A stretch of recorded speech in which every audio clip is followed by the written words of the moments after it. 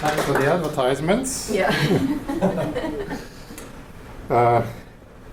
Yeah, so I will try to make you think maybe differently or more deeply about heterogeneity and how we might understand it better.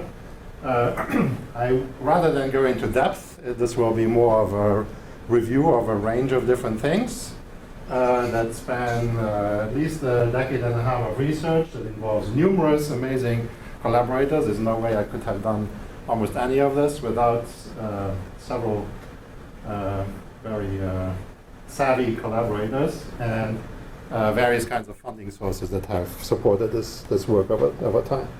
So let me give you an outline. So we'll first try to think through a little bit what is heterogeneity, and I will start teasing you about reasoning fallacies that can easily happen in your head, scientific reasoning fallacies.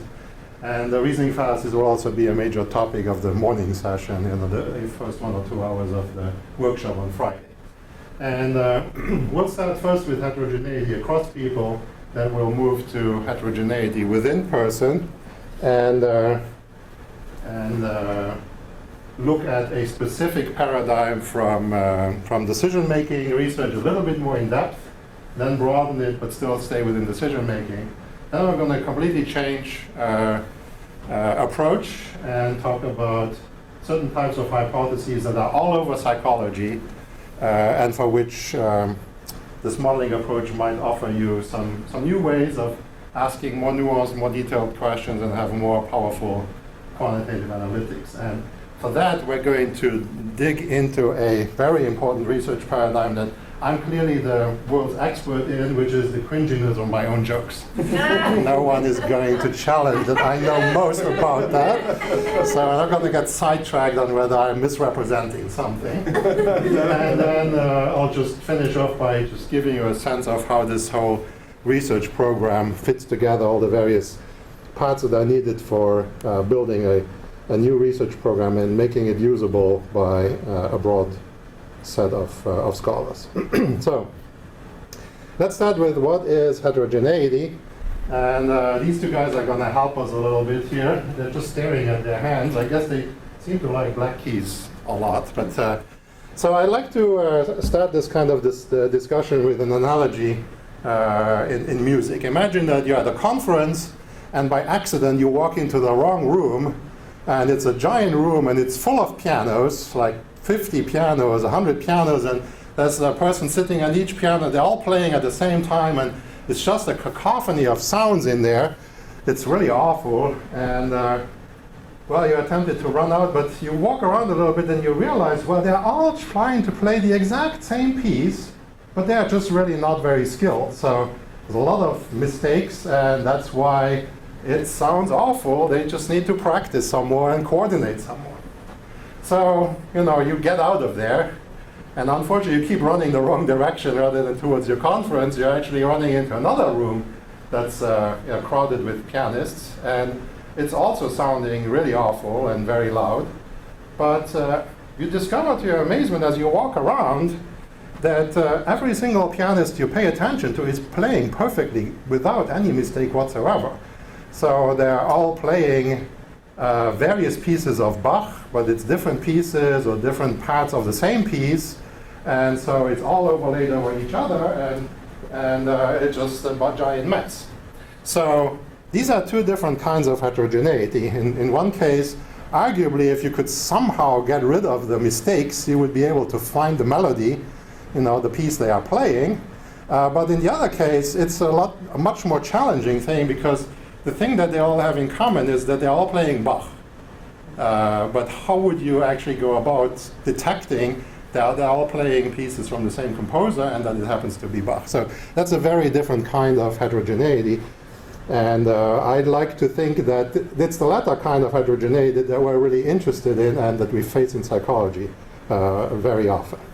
So that then brings us to the initial question. Psychology is, by and large, a science of central tendencies. So is psychology basically signal plus a lot of noise? Or is there something more complicated going on? Now, people people? Like people do this, people do that. Are they just central tendency, give or take some noise? Or is there something more complicated going on? Well, I'm going to give you a kind of an outrageous example. You're going to immediately say, well, we don't do that kind of thing, but let's just play with this for a moment. So here's an excerpt from the US Census Quick Facts table that just summarizes various kinds of statistics of the US population. So the modal race is white. There are more women than men. Most people are between 18 and 65 years old. Mean travel time to work is 27 minutes. And median household income is $69,000. So are people essentially middle-aged white women with a half-hour commute and $69,000 income? Is that what people essentially are? Well, that would be a logical reasoning fallacy. That would be a fallacy of sweeping generalization to imagine that even many people are essentially that. Well, you say, we don't do that kind of thing, but that is exactly what a lot of research does. So let's just have a look for a moment at the most prominent theory of decision-making, cumulative prospect theory. You don't really need to, if you're not into decision-making, the formulas don't really matter a whole lot. I'll just tell you a few things that matter. X is the amount of money that you can either gain or lose. So if X is positive, you win something. If it's negative, you lose something. And P is the probability of something, like winning or losing. And the formulas here describe how you transform the money amounts into some subjective utility, depending on whether it's a gain or a loss, and how you subjectively transform probabilities by weighting them in one way or another, again, differently for weights, for gains and for losses. That's what the formulas do. The rest really doesn't matter here. Now, it's really fascinating that both proponents and opponents do the same strange thing. So Tversky and Kahneman ran some studies in this Nobel Prize-winning work. They ran some studies and estimated these parameters, alpha, beta, gamma, lambda, and delta. Those are the 5 parameters. They estimated those for individuals separately, but then in the paper, they just gave aggregate values. So they just reported the median value. So the median alpha and beta was 0.88. So if that parameter is smaller than 1, it means that you are risk averse for gains and risk seeking for losses, if you had this parameter value as an individual. And then there's a parameter, these are the median values. And it is routine, both among proponents and opponents, to reduce the theory down to these formulas with these values, as if people were essentially satisfying the formula with those parameter values.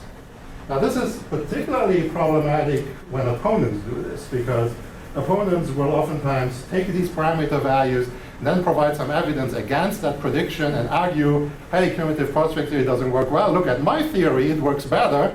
But they actually rejected a very, very special case of a much, much broader and more flexible theory. So there's a problem there. But also the proponents also do problematic things. So, for example, a couple of years ago, I was recruited by a group of agricultural economists who are studying why farmers don't buy enough crop insurance. The crop insurance is actually a not-for-profit thing. It's government sponsored, and it's actually a good deal, but it's under-purchased. And they were saying, well, okay, economic theory, says that they should really buy more. But maybe, because of this, since people have these things, and they were referring to cumulative prospect theory with these specific values, that's maybe why the farmers are, not buying enough crop insurance. So there's absolutely no doubt that what we just called a fallacy of sweeping generalization here is happening for major theories of decision making, and affects both the attacks on the theory as well as the use of the theory in policy making. No doubt about that. So let's just have a slightly closer look at this. So if I take those median parameter values from before, I just listed them up here, I can plot the functions that I've shown you earlier. So this is how probability is weighted and how money is turned into subjective utilities. And if you have seen pictures of cumulative prospect theory, I bet you these are the pictures you have seen. And the story that are told is that we overweight small probabilities and we underweigh large probabilities. That's what people do. And people are risk averse for gain, so this is sort of evening off, and they're risk seeking for losses. And losses loom twice as much as gains. That is what supposedly people do. But if you actually take the original formulas of cumulative prospect theory, you play around with the parameter values, you get a huge array of different things that are qualitatively, in many ways, completely different from this. So, this paraphrasing of what people do, it's just like my example with the census statistics, that there's really no reason to believe that everyone, many, most, or even a reasonable number of people do the combination of those 5 things. So there is a fallacy of sweeping generalization going on in both on the side of proponents as well as opponents of cumulative prospect theory. I have recently published a paper on this in Decision, that behavioral decision research, not just for cumulative prospect theory, faces conjunction fallacies, scientific conjunction fallacies. And for the first time in the journal's history, Decision, the editor invited 3 referees to write commentaries on the paper, and we wrote a reply. So there's like an exchange going on there, and there's a companion paper that came out in this open access journal about how cumulative prospect theory is inherently ambiguous in its theoretical scope and parsimony. I have a couple other papers that are all related to having these aggregation problems where some kind of aggregate pattern need not really hold at the level of individual at all. Most of those are related to decision making, at least in these papers. Okay, so that's mostly about heterogeneity across people, and I have never run into anyone who disagreed that different people are different, so it's always a very easy thing to talk about. So how about within person heterogeneity? So we're going to look a little bit more specifically at transitivity, and then move out to general theories, run into cumulative prospect theory once more. So here is the transitivity axiom. It's a mathematical property that's the most famous property of rationality of preferences. And what the axiom, the mathematical theory says, that if you have some set of choice alternatives C, no matter what choice options A, B, and C you consider, if you prefer A to B, and you also prefer B to C, then you must prefer A to C. So if a person prefers the first to the second to the third, to be rational, they must prefer the first to the third. All right, so let's see whether these guys can help us think through heterogeneity here. So we want to think about within person heterogeneity. So if I ask you, would you rather have an apple or a piece of chocolate? Sometimes you pick the apple, sometimes you pick the piece of chocolate. So there's heterogeneity within person. And we can approach that at least in 2 different ways. One would be, I think the most common approach, which is, it's a nuisance. We don't really want the heterogeneity. It's noise in the data. Let's try to get rid of it. The other one would be the one that I'd like to promote somewhat more, which is that heterogeneity is substantive in nature. Such as, for example, you are inherently uncertain about your preference, and so sometimes you prefer the apple and sometimes you prefer the chocolate because you don't have a unique fixed preference. Maybe you fluctuate or you're uncertain.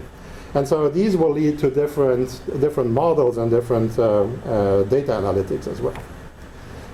So let's start with the idea of heterogeneity as nuisance. So here's the axiom once more. If you prefer A to B and you prefer B to C, then you must prefer A to C.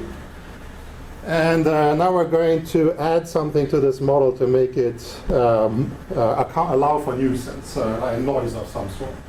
So how about this thing here? This model, this idea has been around at least since the 60s. So we prefer X to Y, if and only if you choose, so this notation here says that if I offer you either x or y, the probability of choosing x rather than y is bigger than 1/2. So whichever you prefer, you're more likely to pick the thing you prefer than the thing you don't prefer. So that allows for a lot of noise, right? You can make mistakes almost half the time. You prefer x to y if and only if x has a higher utility than y.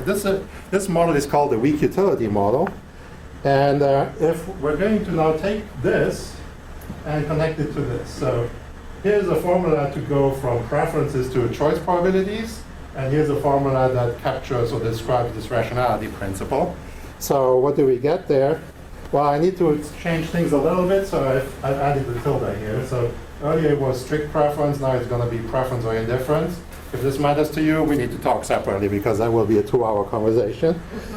So we'll just have a look at transitivity in this form here, and weak stochastic transitivity. So, the weak utility one, I'm sorry.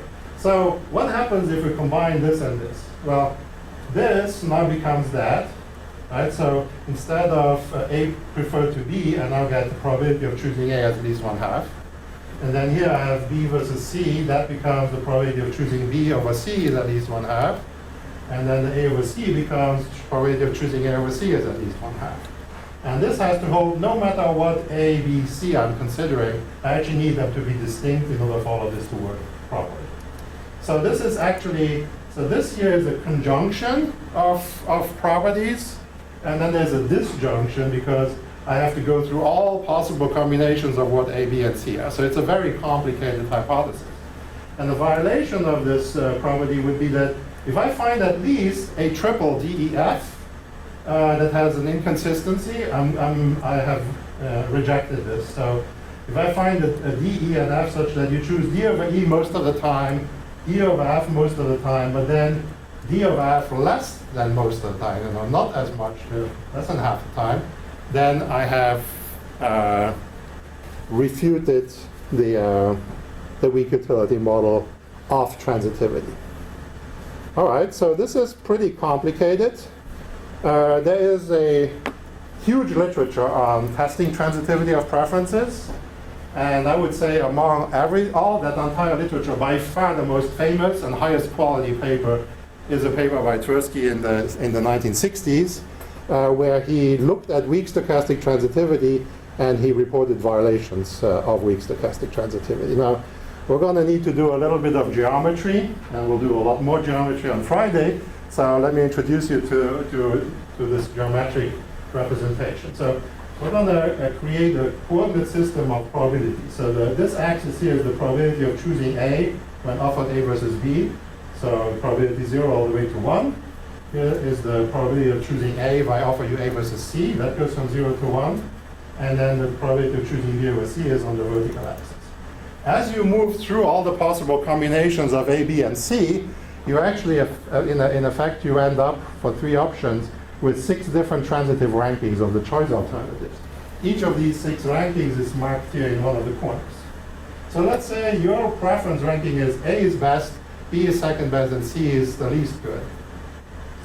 And the weak utility model says, well, you must choose A over B with probability at least 1/2, A over C at least 1/2, and B over C at least 1/2. That means that on the x-axis, we have to be on the right-hand side of 1/2. On the depth axis, we have to be on the back half of side of 1/2, and in the top, we have to be in the top above 1/2. So that forms this cube here. And since we have six different rankings that are possible, we actually are considering a collection of 6 cubes, right? And that's the property called weak stochastic transitivity. So it's a somewhat complicated looking model. It also doesn't look very restrictive in this 3-dimensional picture, right? Almost everything satisfies weak stochastic transitivity here. So it doesn't look that restrictive.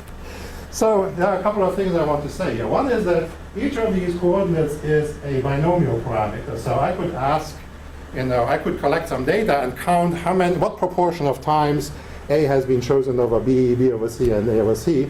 So I create binomials when I collect data.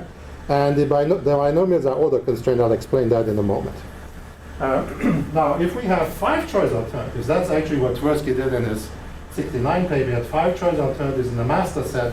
considered all 10 pairs of those 5.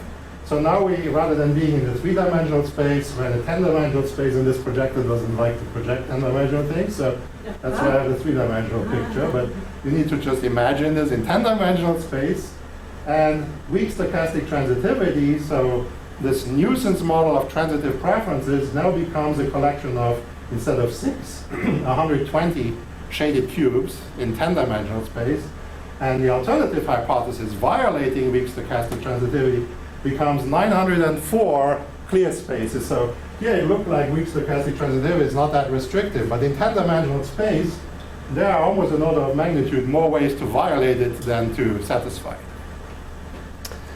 And well, it turns out that if you are going to do statistical analysis, you collect some data and you get the proportions of times that each option was chosen over each other, the proportions can be drawn in the same space, right? They're also between 0 and 1. So a set of data will be one point in this space. And now let's suppose you want to use maximum likelihood estimates and do some kind of hypothesis test. What will happen is that if the data are already inside of one of the shaded cubes, they provide no evidence whatsoever against weak stochastic transitivity. You don't need a test. It's just a perfect alignment between prediction and theory and data. But if the data are somewhere in the non-shaded region, which in 10-dimensional space is enormous, then you would ask, well, what are the best fitting parameter values that are constrained by these cubes that explain my data, and how well do they explain the data? And, well, if you have a data point, a set of data that forms a point in the non-shaded region, and now you find the best fitting values that are in the shaded region, the best fitting values will, I don't know whether this is intuitive, but just by the way that likelihood functions work, will be on the boundary of one of these cubes. It could be in this 3-dimensional space, could be on a 2-dimensional face, it could be on a 1-dimensional line segment, but it's on the boundary of the parameter space. And standard likelihood theory requires your point estimates to be in the interior of the parameter space. So standard likelihood theory doesn't apply. You can't just take a chi-square distribution and do a hypothesis test. That's just not, that doesn't work. Now, Tversky in the 1960s actually was warned about this. Dave Kranz, a compatriot of his and a contemporary of his, warned him that there was actually no correct statistical test known for weak stochastic transitivity. So brilliant as Tversky was, he created his own test and ran an analysis and concluded that he had violations of weak stochastic transitivity. It took all the way until the mid-80s until Iverson and Farmine came up with a correct mathematical test for weak stochastic transitivity. They reanalyzed Tversky's data and actually found that it was that when you do the correct test, there's a null result, and you actually don't have convincing violations of weak stochastic transitivity. But they published a paper in a somewhat obscure journal and the reanalysis in a footnote. So this was not noticed in the literature. And so even today, it's absolutely routine that you will find authors citing Tversky and saying Tversky has shown violations of transitivity. And it's wrong on multiple levels. This is just one of these levels, namely that the statistical algorithm he used wasn't quite, I mean, it was good for the 60s, but it didn't hold up with time. And the result changes when you do the correct analysis. Okay, so weak stochastic transitivity is sort of a nuisance model of variability, right? You have a single transitive preference state. I don't know which one it is, so one of these cubes is yours. I don't know which one it is, but it's only a single preference state, and the cubes just capture the idea that you are very noisy in your responses. Not in your preference, but in your responses. You accidentally choose something you don't actually genuinely prefer. How about variability or heterogeneity as substance? So, simple idea there is that you might have different preference states. So maybe in preference state 1, you like A best, B second, and C the least. But in another preference state, you like B best, C second, and A the least, and so forth. So you might have maybe, let's just for the sake of argument here, look at 3 preference states that you might fluctuate among. Well, what do you prefer most of the time? Let's see where this leads. You know there's going to be a problem, right? I hope I've primed you for that. So most of the time you prefer A to D, right? 2 out of 3, if we just say these are all equally frequent. And most of the time you prefer B to C. And how about A to C? Well, most of the time you prefer C to A. So your individual preference states are transitive, quote, rational, but your aggregate mode or majority preference state is a cyclical preference. This is actually related to a famous scientist from the 18th century, the Marquis de Condorcet, who studied this kind of phenomenon in the context of mathematical voting theory. So there's my picture of the Condorcet cycle. And here's the mathematics of it. So the three preference states, just like in the earlier pictures, they form corners here. Like if you had this preference state alone and you never made a mistake, these would be the probabilities. They would be 1, 1, 1. You would always choose A over B, always B over C, always A over C. But now if we are considering three preference states and we consider probability distributions over those, such as a uniform distribution, then we need to consider the convex hull, it's called, the region between these 3 points. And the uniform distribution is smack in the middle of that triangle.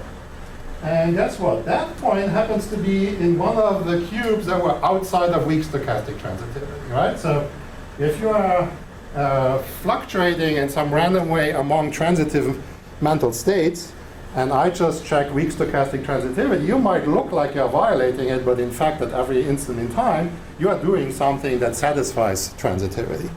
So we have these aggregation paradoxes possibly happening within person. So how do we deal with that? Well, instead of treating that variation as nuisance, we treat it as substance. And the basic idea is very simple, and it's also very general. It's not specific to transitivity. So we just have some kind of probability urn, and there are different mental states in there. And if I ask you a question, you are taking one of these mental states out of the urn, and the urn determines the probability of what response you give. So, in this case here, the preference states are transitive rankings. I don't know how many there are of which kind in your head, but the probability that if I offer you I versus J, that you choose I, well, that's just the total probability of all those preference states in which I is better than J, right? If you rather have I or J, well, you grab a mental state, and if the probability, depending on the probability of grabbing a mental state where I is better than J, that determines the probability of choosing I over J. So there's no noise here whatsoever. It's all just heterogeneity of preference states, no noise at all. This model can also be written as a random utility model for those of you who are more econ leaning. So instead of rankings, we could introduce random utilities, but I think I'm just going to skip over that to move straight to the picture. So for 3 choice alternatives, there are 6 different transitive rankings that are possible. And so in this urn model or mixture model, you are drawing transitive preference states according to some unknown probability distribution, which mathematically means that you're taking some kind of convex combination of these 6 preference states, and all possible such so-called convex combinations form this object here, convex polytope. All this, like if you take the 6 corners, you shrink wrap them, everything in between, all of those are binomial parameters that are compatible with with this mixture or random preference model. And so we have basically 2 different ways of creating this. So this would be like the first room of pianos. They're all playing, well, actually this is like the within subject variability, but the analogy is like there's a single melody or a single preference state, and the variability and the noise is really just due to response error. Whereas here there is a distribution over different mental states, in this particular case, preference rankings, but the approach is, of course, applicable to other kinds of things. So, great, but we have a problem, which is, Ivers and Farmine came up with a statistical test for this, but they couldn't push it beyond weak stochastic transitivity. So in the 80s, they came up with a test that really leveraged the geometry of this object in order to get a statistical test that was correct. But then, for many, many years, it remained an open problem in mathematical statistics. How do you do a correct hypothesis test if you have constraints like this on binomial parameters? And I was extremely fortunate to have a graduate student who in his first semester in graduate school just solved that open mathematical statistics problem, and then won a bunch of awards, and published the solution in the Journal of Mathematical Psychology. And then we recruited an 8th-year computer science PhD student who was just wrapping up his dissertation in machine learning, who needed a little job on the side, and he wrote software for us over the summer in his last year. And that software is called Q-Test because it is the Q-Test software. And cringiness of jokes is beginning already. So, we have software that allows you to test hypotheses like these in general, not just this particular geometric object, but the whole class of such models. So, just for transitivity, based on Clint's breakthrough, we were then the first to ever have a correct statistical test of this transitivity model that's of a substantive nature. We won an economics prize, not the Nobel, but the Exeter. It's always the same thing. You've never heard of it, right? And there's another paper that, for those of you who know the differences, this is a polytope of linear orders, this is a polytope of weak orders, which is a lot more complicated. So this paper has I think, 2,000 or 3,000 page appendix, an online supplement that provides the mathematical description of the polytope in question. So it's pretty complicated. We have, we continue working on this transitivity thing, but even now, we're more than a decade past this. It's still absolutely routine. You read the paper that talks about transitivity, and they report that transitivity is violated, that Tversky had violations, and it takes forever. Well, I guess I didn't tell you the bottom line, which is that we find some violations, but they are very they're very rare, and they're not so easy to prove because of all the mathematical and statistical hoops you have to jump through to actually do this correctly. So, this intransitivity of preferences, it seems almost entirely immune to a more than 1 decade-long stream of publications. It just keeps going. And so we recently published a tutorial for zoologists and animal researchers. They're also interested in transitivity of animal behavior, to just walk them through all the pitfalls that are involved in testing transitivity. All right, so you can build all kinds of models. I've shown you weak stochastic transitivity. If I make fewer boxes and I make them smaller, I might get models like this. So these models are nuisance type models. You have some unknown mental state, it's either this or that, but it's just one. And then there's some noise in your behavior, in your responses, that creates these kinds of constraints. Or you have a probability distribution over different mental states, and they make different geometric objects. So those two ideas are differentiable from each other, and then you can also build various kinds of hybrids, like you might these models actually capture the idea of a Fechnerian model, where the probability of making a choice is monotonically related to the strength of something, like a preference. And these are mixture models of such models. So all of these have the same type of mathematical structure. They all form polytopes or collections of polytopes. They all have the same problem that standard statistical theory does not apply, because your point estimates might lie on the boundary of the parameter space, and then you cannot use standard likelihood theory, so you need specific specialized order constraint methods, which have been developed beyond, of course, what Clint did in his dissertation. So now we have a recipe for doing this kind of work for many kinds of theories. So take one or several theories, and then construct a nuisance model, substance model, hybrid models of the kind I just showed you pictures of. Could be transitivity, could be cumulative prospect theory, whatever you're interested in. Then do some math, which could be really, really difficult. It involves polyhedral combinatorics, convex geometry. Obtain some data, run the Q-test software, and evaluate goodness of fit, or even quantify, carry out model competition. So the latest version of Q-test also has Bayesian analyses and can compete, carry out model competitions among among models that do not need to be nested or related in any particular way. So an example of this research program, actually a long time ago. We took a theory that was proposed in Psych Review by Graham Loomis. It was also a decision theory for risky choice. We created a bunch of different versions of it, collected a bunch of data, ran tens of thousands of base factors, no, actually frequentist analyses. And unfortunately, the theory didn't survive any of our analyses, which was unfortunate because I did not really want to upset Graham Loomis. But we're good friends again, it's been a while.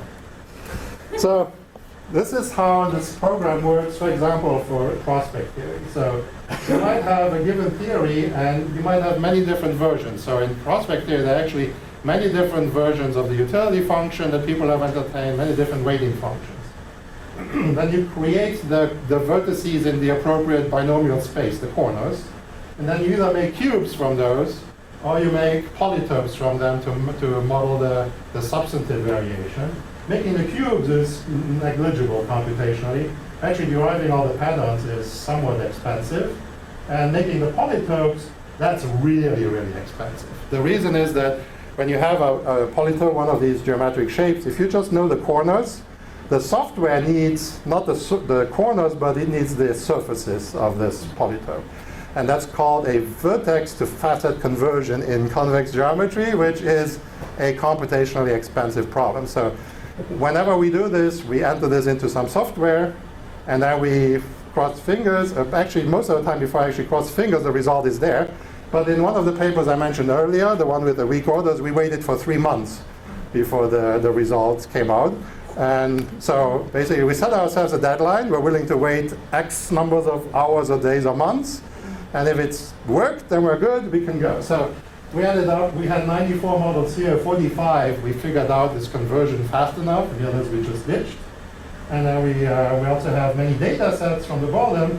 And we can run hypothesis tests or compute base factors. And these are not typos. So there's 1.5 million p-values and another 600,000 for another study. And yeah, 1.5 million base factors and so forth. So it's also interesting to write a paper that has more than 1 million statistical results. But this is how you can take any theory in principle. You derive all the possible patterns, and then you create the different types of models, and you're good to go. All right, how are we with time? How long have I taken? Pretty long, right? About 40 minutes in maybe. Okay. So I think I'm going to skip a couple of things. We're just going to go straight to the cringiness of jokes. Well, so we're going to completely change perspectives, and then it turns out somehow magically it's all the same mathematics and statistics. So these kinds of data are all over psychology. So somebody's counting the number of something as a function of different conditions and different groups. So here, for example, it's a number of trials in which infants helped, depending on whether they were in a control condition or experimental condition, whether they were younger or older. You have data like this that are basically 8 binomials about which we're interested in, which one is equal to which one is bigger than which. Or here's an example from social psychology. This is people confessing or partially confessing to doing things they shouldn't have done, different types, and all of these are percentages where ultimately the question is like which percentages or which probabilities are bigger than which are equal to which.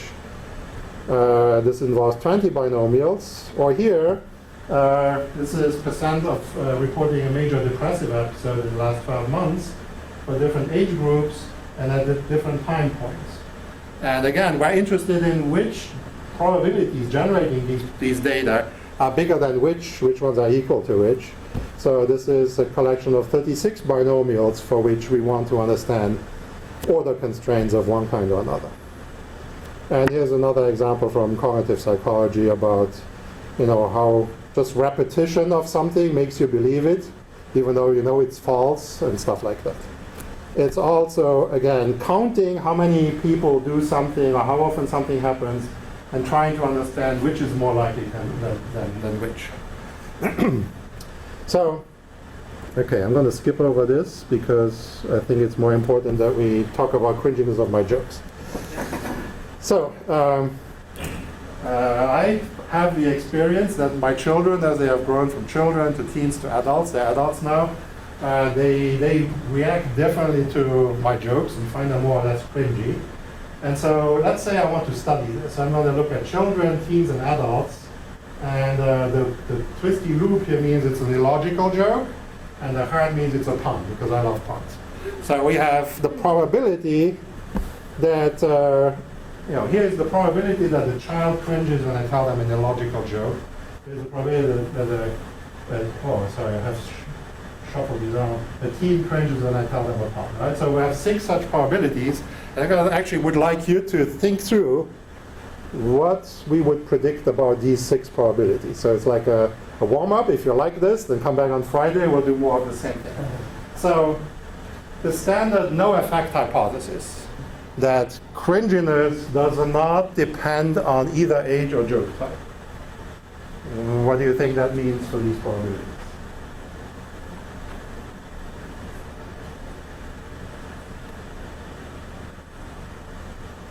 So again, these are the illogical jokes, these are the puns, subscripts are the age groups, and the null standard no-effect null hypothesis would say that it doesn't matter which age group or what kind of joke. The probability that the person cringes when I tell them that joke is just not affected by either subscript or superscript. So what do you say? What do you think? Maybe like that? Which is, so first of all, it would say that all of these probabilities are equal, but also interestingly, it allows them to be anywhere between 0, like no one ever cringes, all the way to everyone cringes all the time. That's actually, that entire range is actually allowed in this so-called no-effect null hypothesis. Okay, now I want you to start thinking a little bit about how would you try to write this down. Cringiness increases with age. And if your first reaction is, this is ambiguous, I'm very happy, then you have already learned one thing, because when you read papers that involve binomials and other constraint hypotheses, usually the hypotheses are stated in words, and usually they are ambiguous, and there's more than one way to try to write them down mathematically. But yeah, just try your best. What would you write down?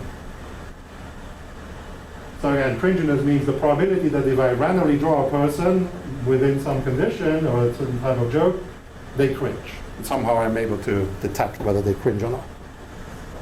So there's no information here about joke type. Correct. Okay. Which makes it a little difficult to deal with. You ready to move on? You want me to give an example of, well, we could say that maybe I'm going to tell equally many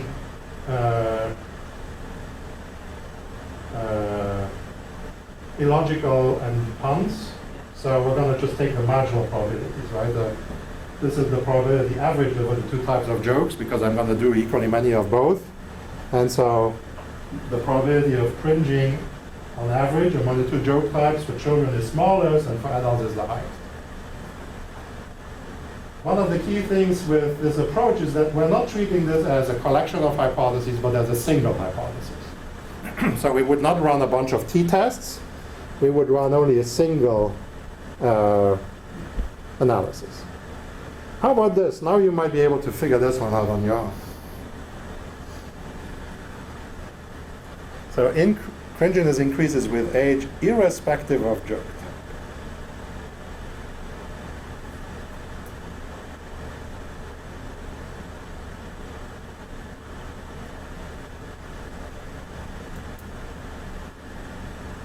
Kind of subtle, right? Because you might think maybe this is already that, but this is not this. Yeah? Would you need 2 equations? Yeah, 2 set of inequalities, right? So for illogical jokes, the probability goes up from children to teens to adults. And then for puns separately, it also goes up from children to teens to adults. And of course, this is more restrictive than that. In fact, this is nested in that, right? If this holds, this automatically holds too, but the opposite doesn't. But it turns out these actually form 6-dimensional polytopes in a 6-dimensional space of binomials, and the volume of this is about 1/10 of the volume of that. So this is in some sense actually about 8 times more restrictive. And that actually has a meaning, this 8 times more restrictive. It's an actual quantitative thing. How about this? Cringiness decreases with age for illogical jokes, but it increases for puns. And on average, illogical jokes are less cringy than puns. Whoa.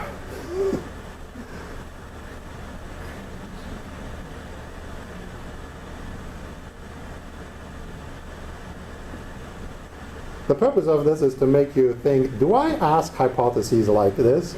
And also, would I like to ask hypotheses like this? And would it be nice if I could answer those? So, well, we still have the path from before. Actually, one is just switched around, right? So for illogical jokes, the probabilities go up, and for puns, they go the opposite direction. So the smaller than rather than greater than. And then here is the on average, this one is less than that one. So again, right now, if you had such a hypothesis in your own research, how would you test that?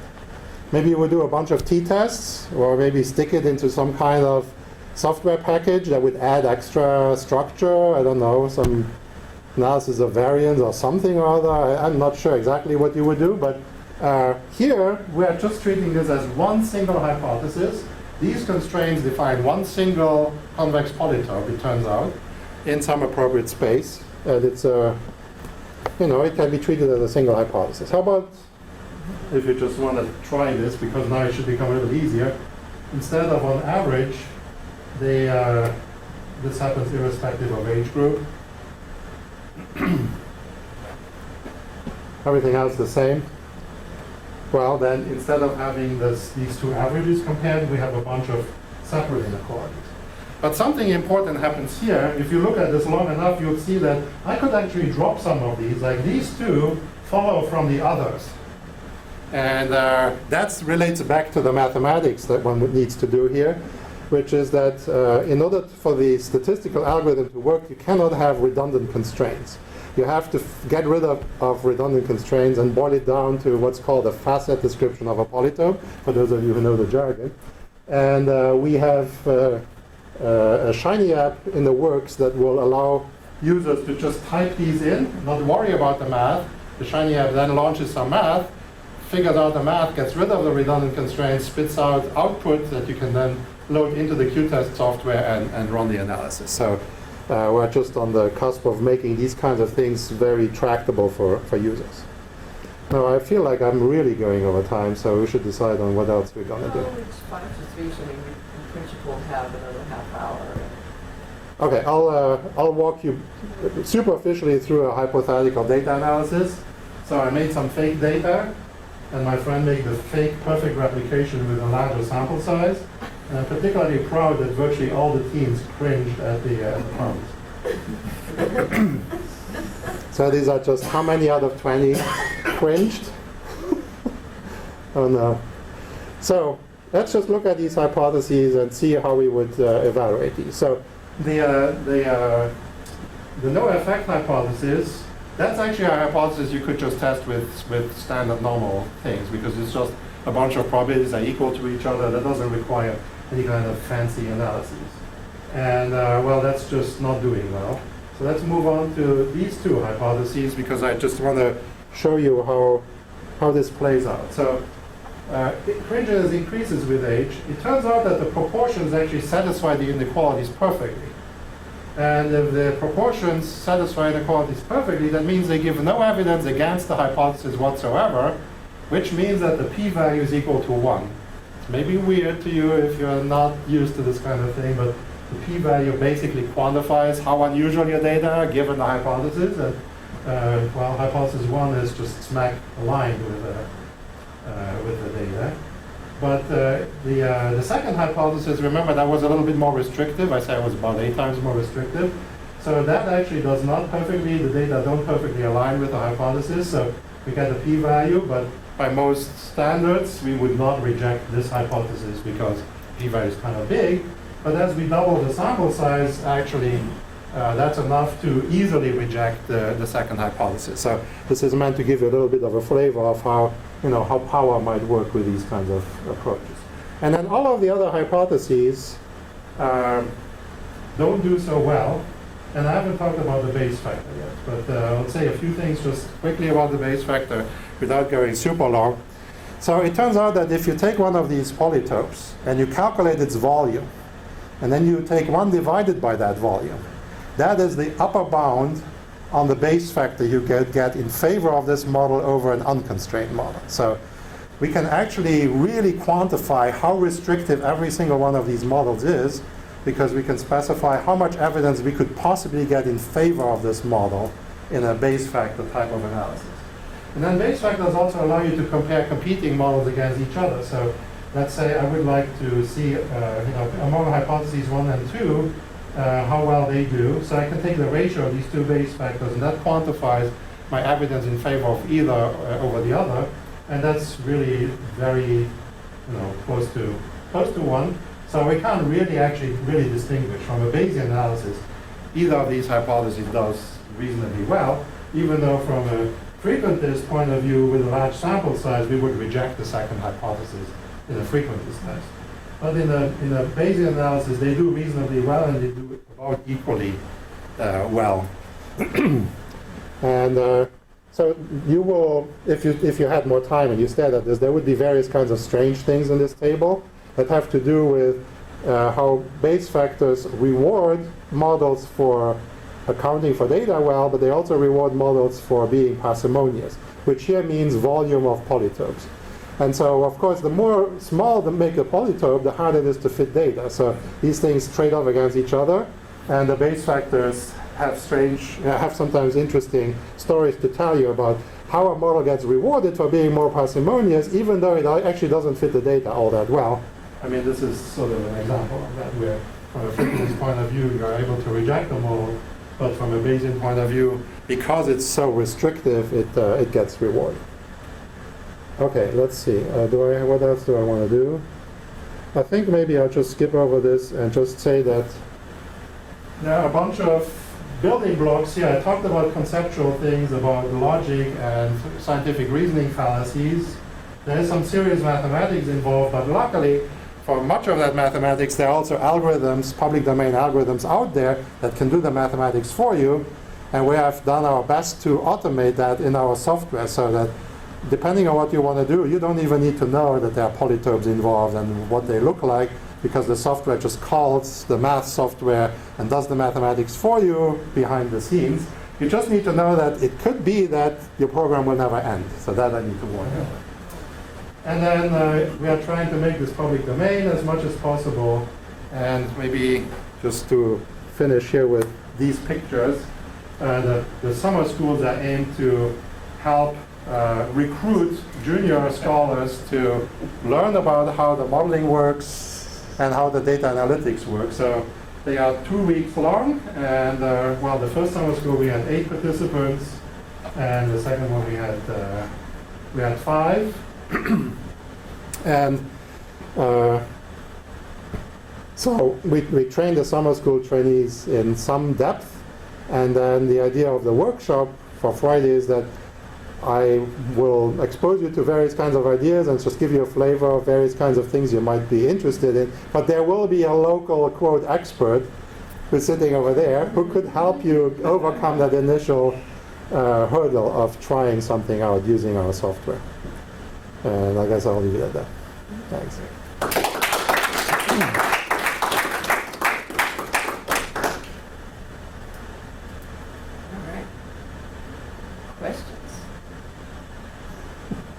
We don't know where to ask. I know.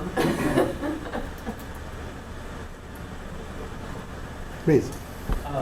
So one of the results using this methodology was, I guess, showing that reported violations of transitivity and occurrences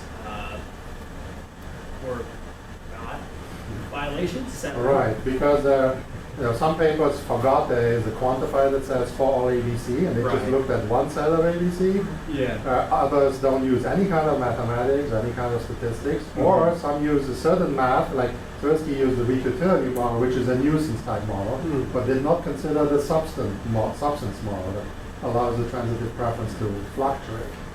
And then the entire literature didn't have access or wasn't aware of the correct statistics to analyze the data. There's been one consequence of this, that human beings aren't so irrational as we thought before, or as those results? So I've gained a reputation of supposedly being the guy who walks around and argues that we're transitive, but in fact I am the one who walks around and argues that it's not so easy to study transitivity correctly. Okay. And I'm convinced that there are systematic violations possible. So one of the paradigms I played with was if you have decisions where you have to trade off between attributes that are just sort of like impossible decisions, like ethical dilemmas, I was hoping that we might be able to find violations of transitivity there. So we ran a study relatively recently on comparing moral violations against each other, where there's no right and no wrong answer, and you might get people to just get really entangled and not be able to be transitive. But both weak stochastic transitivity and the other polytope, they both accounted for every single participant's data. So that again doesn't mean that even moral decision making is transitive. We didn't have very nasty trade-offs. If you make it really awful, maybe things get worse. There's some research on alcohol studies, and also risky sexual decisions, where Clint Stover, the graduate student who solved the stats problem, where they found quite a few violations of transitivity, but oftentimes not. We also did some cognitive aging studies, but it's oftentimes not the kind of thing you would expect. Like I expected when they were doing the alcohol studies that the drunk people will violate it and the others don't. No, that's actually not so much what you find. It's more like you violate it in different ways, or you satisfy it in different ways. Like as you get older, or maybe you're more drunk, you might fluctuate more. So the substance model might be the better model, or you might be more noisy. So oftentimes it's more about where the variability comes from, and not so much about whether you're violating the underlying code here. Yes. So it's really complicated. Yeah. But yeah, I would not say, oh, now we know that people are transitive. It's just that you need to work harder to document the violation. Yeah. So your discussion of the slide with the p-values and the Bayes factors, and your discussion of the sort of unintuitive or complicated things about the size of the space and the rewards within that Bayes factor, it put me in mind of got the information criteria and trying to move it to an AIC or BIC, but I couldn't quite make them leap mentally. Any thoughts on that? Yeah, so some of these model selection criteria are based on counting parameters. Right. And that doesn't work here at all. Yeah. Because when you look at the cringiness hypotheses, every single one of them had the same number of pre-parameters. Right.